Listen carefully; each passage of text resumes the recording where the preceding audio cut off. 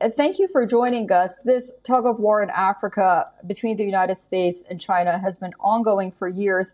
However, with ties really, with relations between China and the United States not in a good place, to say the least, right now, how significant is this trip by Kamala Harris to the continent at this point?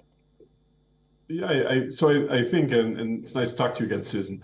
I think Vice President Harris's visit to Africa, as you described, is an important piece of a broader puzzle that the Biden administration is pursuing in terms of its engagement. That the entire initiative was described in December when President Biden hosted 37 heads of state and representatives of all of the African Union countries in Washington.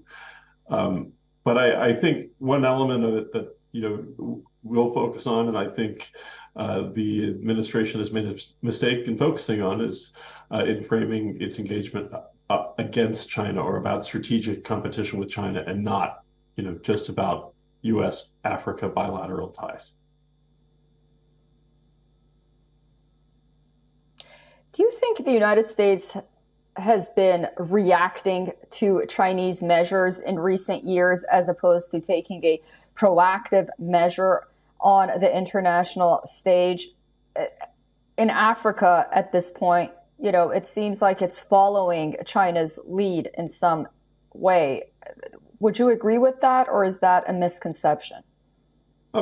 I think we have to separate the security domain from the commercial domain, from business. In the business domain, the U.S. government doesn't lead the agenda. I think it's one of the misconceptions, and it's one of the areas where China has a very different approach, where the U.S. and Chinese approaches are distinct. There's no question that China, as a matter of government policy, has put a greater priority on investment in Africa than the U.S. government. However, I think there is a large and growing U.S. commercial focus on Africa that is private sector led, that is led bottom up, and frankly, I think is a commercial. There is a commercial competition in Africa. It just doesn't happen to be between the U.S. government, which isn't really a commercial entity, and the Chinese government, which very much does manipulate markets.